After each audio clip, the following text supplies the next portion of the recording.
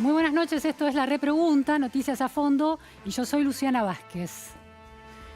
La Argentina es hoy una superposición de problemas y pocos caminos de solución. Ante cada necesidad, ya no un derecho, sino una dificultad. Hay una lectura instalada esta semana entre políticos de la oposición y analistas críticos de la situación actual, un gradualismo que preocupa, el inicio de un camino de empobrecimiento atípico por las memorias de Venezuela que dispara, que empieza a notarse en varios aspectos. La pérdida del poder adquisitivo del salario mínimo. Si el presidente Alberto Fernández expusiera este problema en alguna filmina, Haití es ahora el horizonte de comparación. Un salario argentino que en dólares cayó por debajo del de Haití. Con el dólar a 178, es el menor de América Latina, excluyendo a Venezuela. La venezolización es percibida también en la velocidad con que los productos empiezan a escasear y los precios a subir. El ciudadano consumidor lo vivió esta semana. Se apila el anecdotario de corridas en la compra de productos para la construcción o de electrónicos o de limpieza. El análisis desde algunas voces de la oposición ya no es crisis sí o no, sino crisis con estallido social o sin estallido social, pero la coincidencia está en el empeoramiento de la crisis. El dólar hoy volvió a batir récords y ese es otro punto de fuga del camino hacia la salida.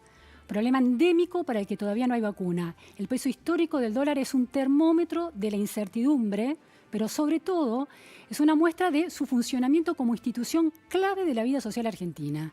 Regula expectativas y define destinos nacionales, gobiernos nacionales. Es contante y sonante, pero también es un intangible que absorbe deseos y decepciones argentinas. Desconocer su peso simbólico y su poder de sintetizar visiones del mundo es un error. No se puede gobernar de espaldas al dólar en Argentina, al paralelo, al blue me refiero. En el dólar se lee la fe en un gobierno, la sensación de tranquilidad y futuro asegurado, la posibilidad real de disfrutes al alcance de la mano o, por el contrario, ansiedad y estrés ante el futuro.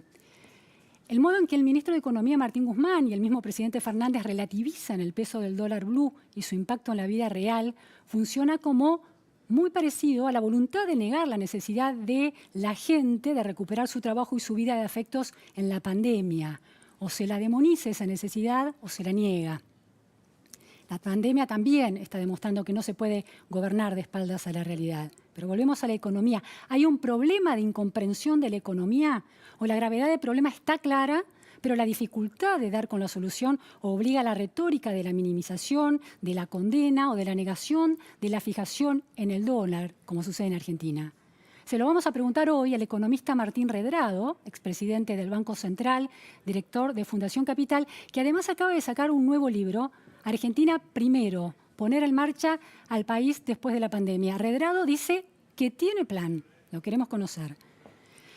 La grieta de fondo agrava el problema, pero la grieta más estructural se da en realidad en torno a una manera de concebir el Estado y el rol del sector privado. Es llamativa la vocación kirchnerista por lo que yo llamo animismo de Estado.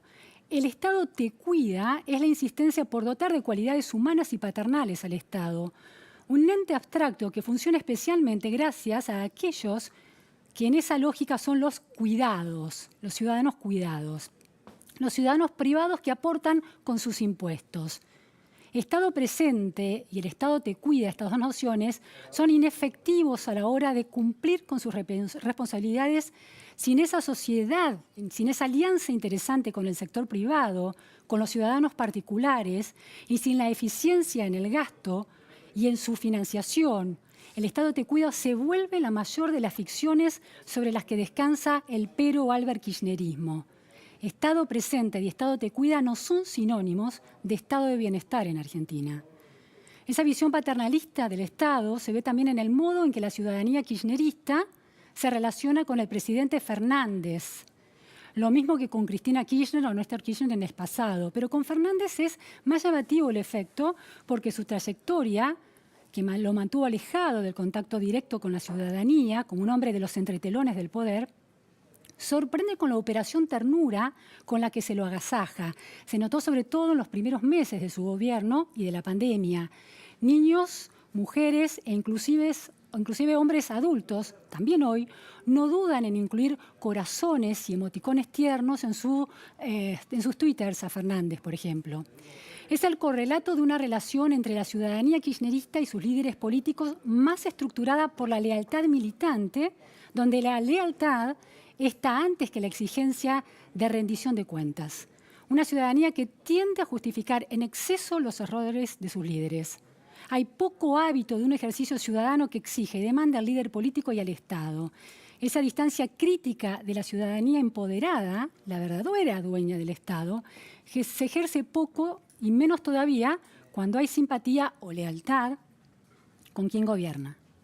No es privativo del pero Albert Kirchnerismo, pero es especialmente perfecto en el pero Albert Kirchnerismo. El 17 de octubre y la lealtad peronista que se celebra mañana son un ejemplo claro de un tipo de relación con la clase política donde la subordinación está antes que la voluntad de exigir. Subordinación y agradecimiento al Estado que cuida. Un problema histórico de Argentina que agrava la densidad del problema presente. El Estado puede serlo todo: regulador prudente del juego del mercado, interventor abusivo de la economía, proveedor de servicios básicos, ineficiente o eficiente, participante activo de la economía, asumiendo un rol también en el sistema productivo. Algunas experiencias ya han quedado desacreditadas por el paso del tiempo. La historia trae lecciones acerca del rol del Estado. ¿Cuál es la matriz estatal que le conviene a Argentina?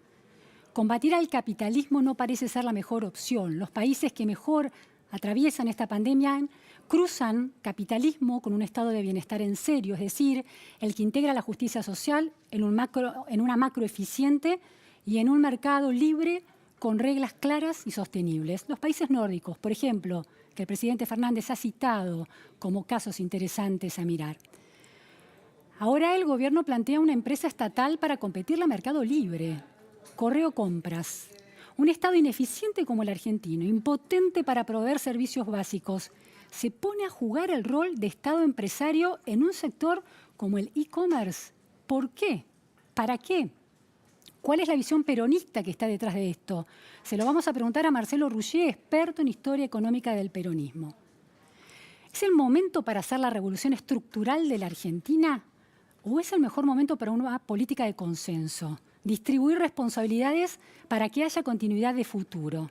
La postergación de pagos de la deuda que logró este gobierno será solamente un patear para adelante el problema si la sustentabilidad de la deuda no se convierte también en sustentabilidad política, una visión del mundo negociada entre sectores. Diciembre de 2017 es un ejemplo inquietante del problema argentino. La ley que fijó entonces la fórmula de actualización de las jubilaciones fue finalmente sancionada, a pesar de la enorme resistencia de la calle, con niveles de violencia imposibles de olvidar, y una tensión dentro del Congreso también lamentable. Obtuvo el 49% de los votos, 127 votos a favor, el 45% en rechazo, 117 votos en contra, 2 abstenciones y 10 ausentes. A pesar de esa mayoría en el Congreso, una de las primeras decisiones de la presidencia de Alberto Fernández fue suspender esa ley como parte de la Ley de Emergencia de diciembre de 2019. Es decir, ni siquiera una votación legítima en el Congreso garantiza que una ley se convierta en política de Estado. La resistencia del kirchnerismo en aquellos días era prueba de que sin consensos más amplios que los que se logran con el voto, consensos que luego sí, por supuesto, deberán encontrar su legitimidad en esa votación legislativa, no hay política de Estado que perdure más allá de cada gobierno de turno. Y ese es otro de los grandes problemas del kirchnerismo en sus distintas versiones, la dificultad para administrar la convivencia entre mayorías y minorías. El presidente argentino además subraya ese desafío en la medida en que la mayoría, el 52%, no votó al binomio Fernández-Kirchner. La idea de que el oficialismo gobierna y la oposición se mantiene en su rol es cuestionable en Argentina. Por un lado, en este caso, por el peso de cada sector. Un 41% de los votos es una parte sustantiva de la sociedad que debe ser escuchada. Por otro lado, porque las demandas estructurales insatisfechas durante tantas décadas exigen un cambio de lógica donde el punto de vista de la oposición sea incorporado como dato en el presente y no patearlo hacia adelante para cuando arme un partido y gane. Las mayorías son siempre temporarias. Nada bueno dura tanto, tampoco el poder. Y un país en marcha piensa el presente en función de un futuro sustentable. Los volantazos en las visiones del mundo no le convienen a nadie. En las sociedades con una paz social naturalizada, los cambios de gobierno se perciben apenas en las diferencias marginales de sus políticas. Difícilmente se vivan con estrés por la gente de a pie. La vida ciudadana está volcada a otras cuestiones, no hay pérdida de energía social en el correr agotador detrás de un futuro que se escapa de las manos. La definición más inquietante de Alberto Fernández esta semana en la entrevista con Horacio Berbisky tuvo que ver con eso, con la utopía de la hegemonía, pero kirchnerista. Para Fernández, su gobierno es el último proyecto para que todos juntos no permitamos que el conservadurismo vuelva a hacerse cargo de la Argentina. Nunca más. Es decir, lo que dice el Fernández es la negación de la mirada de un 41% de los argentinos, porque no está hablando de dirigentes de la oposición, está hablando de lo que esos dirigentes representan. Esa ilusión de excluir al otro distinto es otro de los grandes problemas argentinos.